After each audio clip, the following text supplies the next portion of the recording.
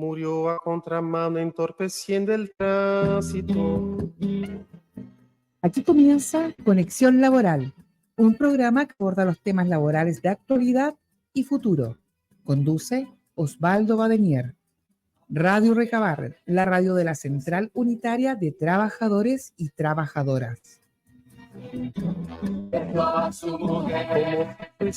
Hola a todas, a todos, muy buenas a todas nuestras auditoras, auditores, dirigentes sindicales, a todos quienes siguen la radio Recabarren, la radio de la y los trabajadores. Agradecer como siempre a Sixto, que está en el radio, que es el operador de la radio, el jefe de la radio, al Departamento de Comunicaciones de la Central Unitaria de Trabajadores, su vicepresidencia, y a todos a quienes hacen posible que esta radio, la radio de las y los trabajadores, funcione, llegue a todas y a todos ustedes, y a la Central Unitaria, ¿no? Por dar espacio laboral a muchos temas que normalmente los medios de comunicación no siempre son abordados. Y como siempre, con un gran invitado, esta vez con un abogado de la Universidad de Chile, experto en temas laborales, con amplia experiencia en negociaciones colectivas y en asesorías de diverso tipo.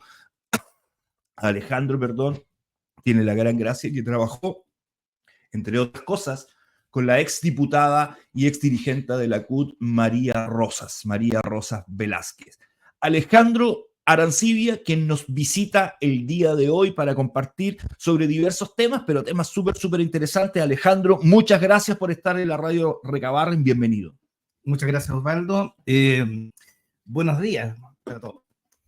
La verdad es que en este tipo de invitaciones a uno lo motivan a replantearse temas que son de uso común muchas veces, pero que de pronto los trabajadores no tienen a la vista. No hace muchos días ocurrió que un sindicato que asesoro me comunicó precisamente el caso de una funcionaria que frente a una situación de acoso laboral y en medio de un problema familiar, de un familiar que estaba muy enfermo, decide, después de más de 10 años de servicio, renunciar voluntariamente. Claro, y hoy uno se pregunta, ¿qué puedo hacer frente a aquello? Renuncia voluntaria, para nuestros auditores y auditores, como todos saben, que no va asociado a la indemnización por año de servicio, ¿no? Efectivamente, o sea, ella renunció a todo tipo de prestación del empleador, indemnización por año de servicio, mes de aviso, sustitutivo de aviso previo, etcétera. Se fue con 0 pesos después de más de 10 años de trabajo. ¿Y por qué? Porque tenía un familiar muy enfermo, tenía teletrabajo, y a última hora le dijeron tienes que volver a trabajar presencialmente, estando dentro de la regla del juego del teletrabajo. Y sin embargo, renuncia, sin avisar al sindicato, sin avisarle a nadie.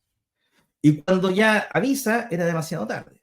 De tal modo que agradezco esta oportunidad, porque son espacios para entregar herramientas a los trabajadores de conocimiento respecto de lo que ellos tienen como derechos. En un mundo del trabajo, que la legislación es sumamente restrictiva, es proempleador fundamentalmente, castiga a la negociación colectiva, a los sindicatos, impide la sindicalización, pero hay elementos que uno puede decir, sí, efectivamente aquí la trabajadora pudo haber hecho algo distinto.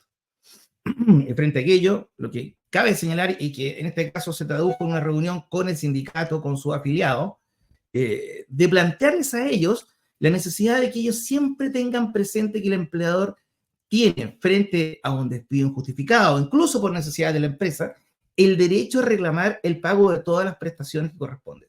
Indemnización por año de servicio, mes de aviso, vacaciones proporcionales y otros. Y incluso si el empleador se llega a pagar aquello a través del finiquito, aún si el despido es injustificado, se puede reclamar ante los tribunales, llegando a exigir el pago del recargo de un 30%. Bueno, para sorpresa mía, estas son cosas que después de conversar con el sindicato, que fue la semana pasada, sin ir más lejos, no lo sabían, no lo tenían claro. Y entonces, en situaciones de pronto apremiantes, un familiar enfermo, grave, moribundo, el jefe encima exigiendo presencialidad en un momento que se estaba trabajando de manera telemática, se encontraba fuera de la ciudad el trabajador o trabajadora, se la premia. ¿Qué es lo que buscaba ese empleador? Nada más ni nada menos que prescindir de un trabajador que tenía una larga historia laboral. Al menor costo posible. A 0 pesos. A 0. Entonces, En ese caso, el empleador triunfó en su táctica de reducir costos. Oye, Alejandro, para todas las auditoras, auditores, Alejandro, entre otras cosas, porque nos conocemos hace harto tiempo, es un estudioso del Código del Trabajo, como de la historia del Código del Trabajo. Eso sería súper interesante poder compartir con los auditores. Siempre nosotros hablamos de Ley Karim, 40 horas, cómo está aplicando esto, cómo está aplicando tal o cual dictamen, ¿no? Pero repasar, ¿por qué te interesa la historia del Código del Trabajo? ¿Por qué te has metido en ese tema? La verdad es que es un tema que pareciera irrelevante a primera vista. ¿No? Porque O que no sirve para nada. en el día a día uno está preocupado que me paguen lo que corresponde, Sí. mis sueldos, mis prestaciones, mis bonos, etc. Y si me despiden, lo que corresponde. Pero sucede que, bueno, sin ir más lejos, hace muy pocos años tuvimos un estallido social producto de diversas demandas de distinta naturaleza, y probablemente uno de los orígenes de dicho estallido tiene que ver justamente con el mundo del trabajo y de cómo está diseñado este mundo del trabajo. Y aquí la historia del código tiene mucho que ver. Porque, bueno, muchos de los auditores podrán saberlo, el Código del Trabajo que se dicta en 1987 no fue precisamente en un proceso deliberativo y democrático. O sea, en plena dictadura. En plena dictadura, así es. Y si bien es cierto, ha tenido muchas, numerosas modificaciones, hay un cuerpo central que sigue vigente. El llamado Plan Laboral de don José Piñera, quien fue en definitiva el creador, el impulsor de todo este proceso, no solamente del código, dicho sea de paso, del trabajo, sino todo el sistema laboral chileno. Lo que hizo ni más ni menos fue instalar la lógica neoliberal. Y esa lógica neoliberal se traduce en cuestiones sumamente importantes, porque cuando hoy día nos enfrentamos a un mundo del trabajo con una tasa de sindicalización tan baja, no es casualidad. Ya entonces se hablaba de que los sindicatos eran vistos desde el punto de vista neoliberal como un monopolio que repugnaba a las lógicas del mercado. Y ese monopolio, por tanto, había que atacarlo. De tal modo que, por ejemplo, en el mundo del sindicalismo, estamos hoy día aquí en la CUT, lo que hizo el plan laboral fue impedir, y lo sabemos hasta el día de hoy, la negociación por rama. Se estableció la negociación solamente al interior de la empresa. Esto somos testigos como el Congreso Nacional y sectores especialmente de la derecha, hasta el día de hoy se han negado de manera sistemática a cambiarlo. La negociación interempresa ha sido una discusión permanente y que normalmente ha sido o desechada o perdida. La negociación del sindicato interempresa. ¿Sí? Sindicato interempresa, exacto. Bueno, en realidad hay una frase de Hayek que dice que la solidaridad y el altruismo son instintos que obstaculizan el desarrollo de una economía moderna.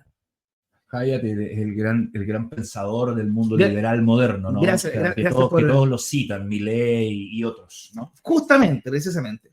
Es como una especie de gurú de la derecha económica. Kaiser en Chile, ¿no? Exactamente. Entonces, cuando uno ve a qué quedó reducida la negociación colectiva, esto es por el origen del Código del Trabajo. Que en definitiva no es ni más ni menos que la posibilidad de los trabajadores de negociar sus remuneraciones. Eso se redució y dentro de una empresa. Pero para eso, además, previamente se tienen que haber saltado todas aquellas vallas que obstaculizan la sindicalización. Porque además, en su historia el código lo que promueve es la multisindicalización. Es decir, que se creen no uno, sino muchos sindicatos, precisamente con la intención de que ninguno sea tan fuerte de poder negociar adecuadamente. Y entonces, cuando uno vuelve a la historia del código, se encuentra con que hay un plan sumamente exitoso hasta el día de hoy. Y ese plan tiene que ver, ni más ni menos, con que los trabajadores pierden fuerza, con que los trabajadores se encuentren incluso en el mundo del contrato individual de trabajo, con la posibilidad de que el empleador, por la simple causal necesidades de la empresa, los despida. La estabilidad laboral en nuestro país es una quimera. Hace 40, 50, 60 años atrás, la gente en nuestro país hacía carreras en las empresas. Y normalmente alguien pensaba entrar a una empresa y desde lo más bajo podía aspirar a llegar hasta lo más alto. En una vida laboral. Y nosotros sabríamos de nuestros parientes, de nuestros abuelos, de nuestros conocidos de más edad, que eso era así. Sin embargo, ¿qué es lo que ve hoy día uno? Una precarización que es producto de la historia y la génesis de este código, que llega incluso al punto que hoy día las personas, por ejemplo, ¿no?, en el retail, el supermercado, que atienden cajas, son reemplazados por una máquina, por inteligencia artificial. Uno hoy día va al retail, bueno, el año pasado, Falabella, Ripley, despidieron miles de trabajadores, no sé si en total 5.000 o más trabajadores, especialmente vendedores, que han sido reemplazados por, ustedes van, compran, no hay nadie te atiende. Han sido reemplazados por una página web.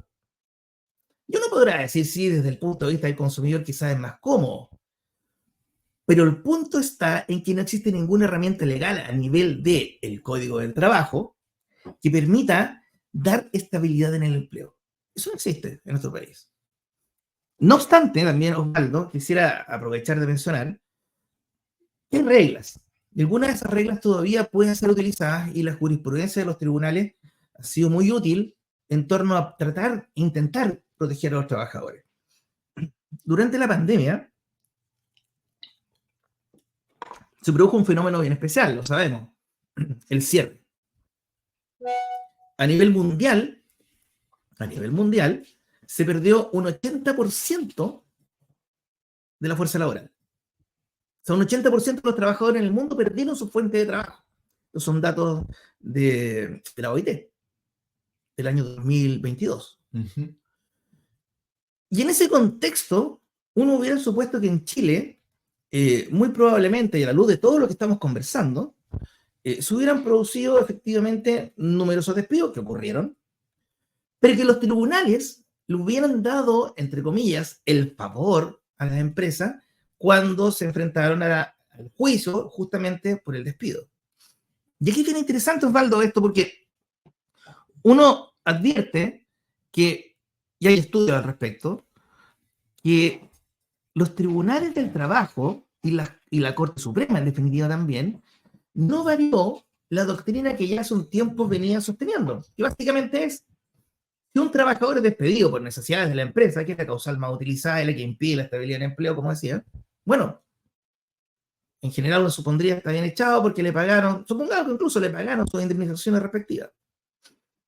Pero, ya, desde la pandemia, y curiosamente, luego de iniciar la pandemia, la Corte no varió en un criterio que dice relación con: si usted es empleador, despide a alguien por necesidades de la empresa, tiene que justificar adecuadamente ese despido. ¿En qué se traduce aquello? Vamos a ver. No te preocupes, démosle nomás. Si usted quiere despedir a alguien, su justificación tiene que ser de acuerdo a la ley. ¿De qué estamos hablando? Para que entiendan los auditores. Cuando uno lo despiden por necesidad de la empresa, y esto es justamente lo que hablábamos el otro día con los trabajadores, en el caso que comenté al principio, tiene que estar muy atento a la carta de aviso. Esta carta de aviso no es ni más ni menos que una carta certificada que tiene que llegar del despido. Y viene generalmente muy sucinta diciendo: usted ha sido despedido por necesidad de la empresa. En el caso de la pandemia decían: usted ha sido despedido porque la economía mundial está en crisis y no podemos seguir trabajando. Muchas gracias, hasta luego. Y lo que dijeron los tribunales, y esto es importante que lo entienda la gente, porque si bien esto fue con el COVID, sigue como jurisprudencia permanente, venía de antes, como dije. Y es que si la empresa no justifica adecuadamente ese despido, es decir, usted ha sido despedido porque, por ejemplo, la línea de producción de sillas, y usted es experto en fabricación de sillas, se cerró, no fabricamos más sillas, usted no va a seguir trabajando en la empresa. Ok.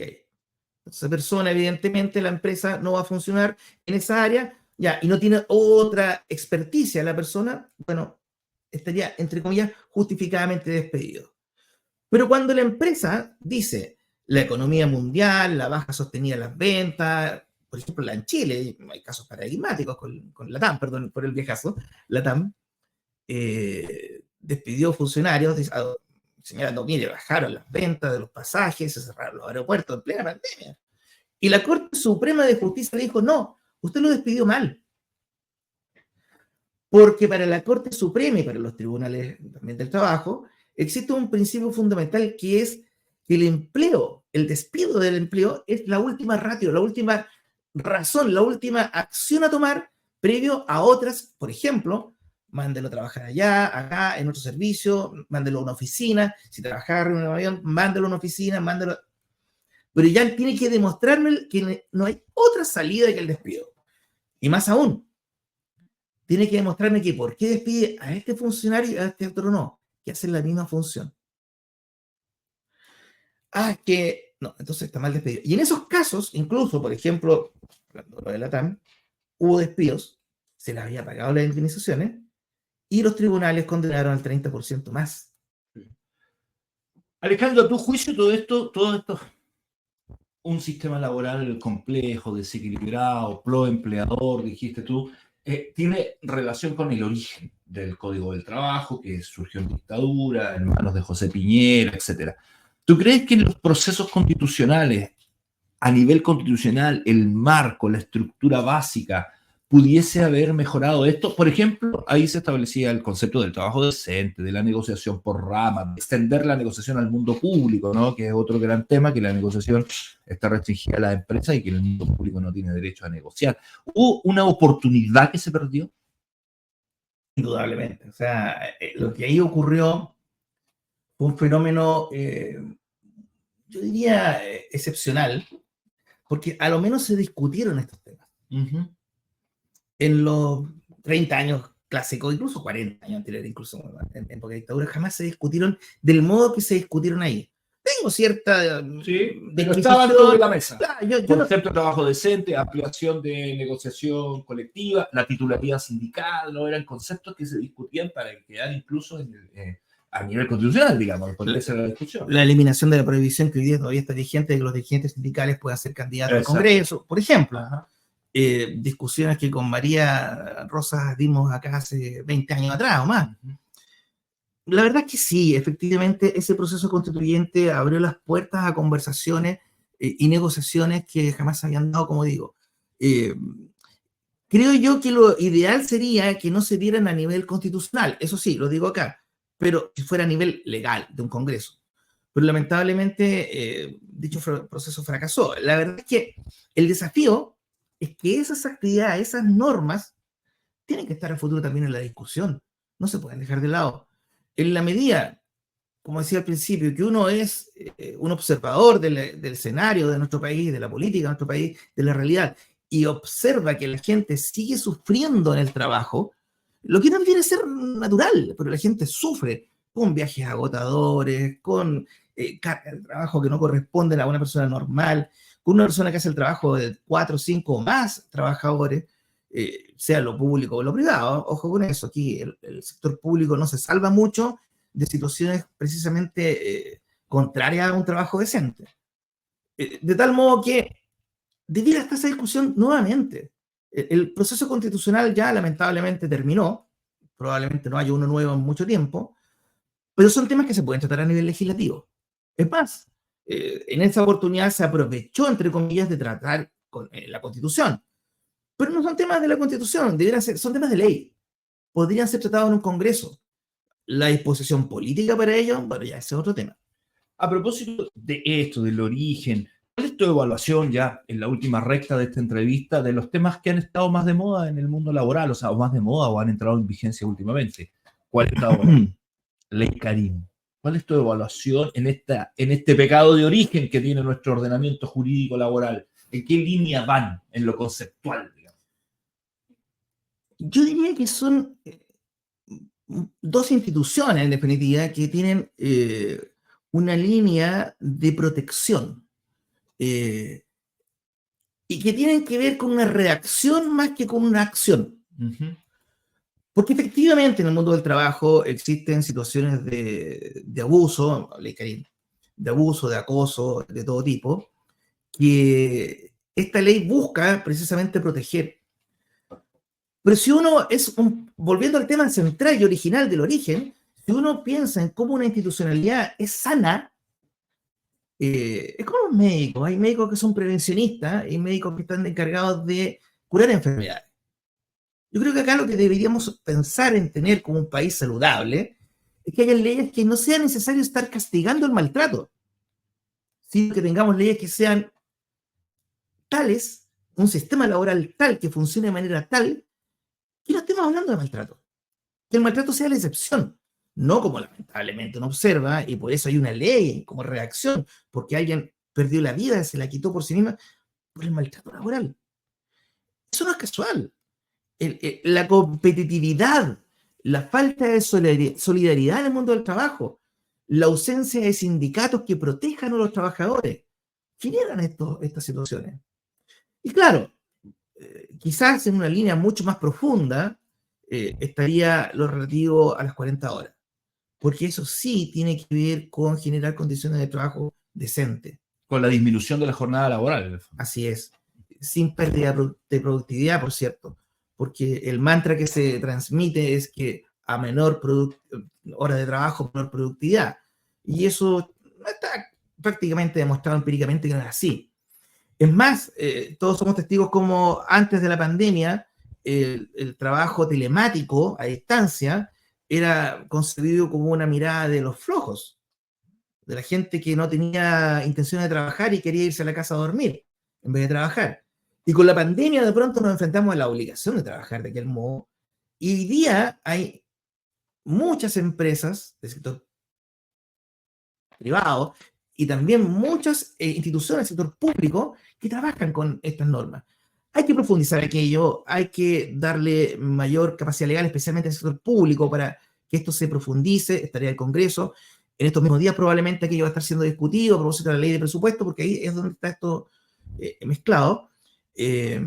Por ejemplo, hay un tema permíteme un segundo acá, muy interesante, que conversaba con un dirigente hace unos días, Mario Peñailillo, que en el sector público, si bien es permitido hacer el teletrabajo, hay ciertos trabajadores que no lo tienen permitido. Por ejemplo, quien atiende la oficina de partes.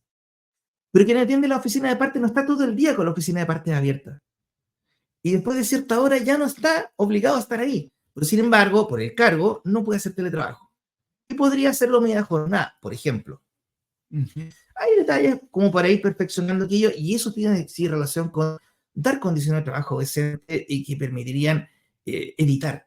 Porque la ley Carín, siendo un avance, sin duda alguna, insisto, no es propiamente, a mi juicio, lo que debiéramos buscar, sino que lo que debiéramos buscar son normas que vayan desinstalando la lógica neoliberal originaria del Código del Trabajo para que tengamos una lógica más solidaria. A propósito de un tema que también tiene que ver con el origen, ¿no? Que es el nivel de sindicalización o sindicación. ¿Cómo has visto tú eso en los últimos años, ¿no? A propósito de la reforma laboral de Bachelet, ¿no? Donde se termina con la extensión de beneficio unilateral que promueve, entre otras cosas, digamos, la mayor sindicalización. ¿Has visto que ha aumentado la sindicalización? Honestamente, No. Las barreras para sindicalizarse son muy amplias. El miedo a sindicalizarse es muy amplio. Muchas veces he hablado con trabajadores que han logrado armar un sindicato y ha sido sumamente complejo para ellos. El desgaste de un dirigente es brutal. Es brutal. O sea, ser dirigente es tener un corazón muy grande, en todo sentido, de cariño, de amor por los compañeros de trabajo, pero también de valentía. Los actos a que algunos empleadores pueden llegar de represalia son muy fuertes. Son muy fuertes. Y no olvidemos que el trabajador vive, come y alimenta a él y su familia con su trabajo. Entonces la amenaza de la pérdida del mismo no es algo que se pueda tomar a la ligera. De tal manera que ciertamente ahí hay otro desafío muy grande en profundizar y mejorar las capacidades legales para sindicalizarse. Alejandro, ya en los últimos 3 minutos de este programa, ¿cuáles son los temas de futuro que debiese trabajar la sociedad, los dirigentes sindicales, los empleadores, ¿no? ¿Cuáles son los temas que debiésemos nosotros todos, ¿no? Toda la comunidad laboral, empujar para el próximo tiempo, a tu juicio? Bueno, Osvaldo, yo creo que sin duda alguna la sindicalización. Fortalecer la sindicalización, fortalecer la capacidad negociadora de los sindicatos, fortalecer que el Estado y los tribunales desaparezcan del escenario de la negociación colectiva, que la huelga sea un derecho verdadero, efectivo, sin limitaciones, sin intervención estatal, que el sindicato esté efectivamente empoderado, que tenga, por tanto, realmente un contrapeso en la relación empresa-trabajadores. Tú lo sabes, Osvaldo, o sea, hemos visto en acción a la empresa y cómo desde la empresa creen hoy día que el sindicato es una molestia. El sindicato es algo que debiera desaparecer y que se sientan a negociar solamente porque la ley los obliga. Ujú. Pero saben también perfectamente que el sindicato tiene límites, límites y límites. De todo tipo. La negociación reglada que hoy día existe son límites. El plazo de la huelga es un límite. Todos esos elementos son temas del futuro. Una sociedad sana no se construye desde la asimetría. Y en el mundo del trabajo, la asimetría, la diferencia entre el poderoso y el débil, que es el trabajador, el poderoso, el empleador, es muy fuerte. Es inmensa. Y sigue siéndolo, lamentablemente. Y más allá de que nosotros podamos decir, sí, efectivamente, aún hay huelga, recién pasaba por acá en la calle, no alcanzé a advertir que sindicato era personal en huelga. Había en estos tiempos hay harto movimiento en el mundo de metro, ¿no? Era el metro por entonces. sí. Era el metro entonces. Está aquí al lado de la CUT. Y la verdad es que uno debiera pensar hacia el futuro, es principalmente eso, porque es lo que realmente va a permitir que los trabajadores tengan fuerza, tengan poder, de tal modo también de que se hagan escuchar sus voces a nivel parlamentario y que en el Congreso, de una vez por todas, se plantee la redacción de un código del trabajo moderno, y que no esté favoreciendo solamente un sector de la Puede ser el sociedad. gran desafío avanzar en la construcción de un nuevo código del trabajo, por ejemplo. Ciertamente. Que sería un gran tema. Muchas gracias, Alejandro. Muchas gracias por Gracias a estar ti, acá. Osvaldo. Desde ya invitarte que nos puedas acompañar cada cierto tiempo acá en este programa en Conexión Laboral del Departamento de Comunicaciones de la Central Unitaria. Muchas gracias de verdad. Gracias y a la ti, puerta Osvaldo. queda abierta. Bienvenido para que podamos ir conversando para todo el público que ve este programa, que sigue todas las redes sociales de la Central Unitaria de Trabajadores, este programa Conexión Laboral, que una vez más llega a su fin con este nuevo programa, y los dejamos invitados a seguirnos en redes sociales y estar atentos para más nuevos invitadas e invitados. Muchas gracias a todos, muchas gracias a Sixto, a la Vicepresidencia de Comunicaciones de la Central Unitaria, y por cierto, a quienes todo hacen posible que la radio Recabarren salga al aire. Muchas gracias, Alejandro, gracias, Sixto, gracias a todos, y nos vemos en una próxima ocasión. Gracias. Murió a contramano entorpeciendo el tránsito. Aquí finaliza Conexión Laboral, un programa que aborda los temas laborales de actualidad y futuro. Conduce Osvaldo Bademier.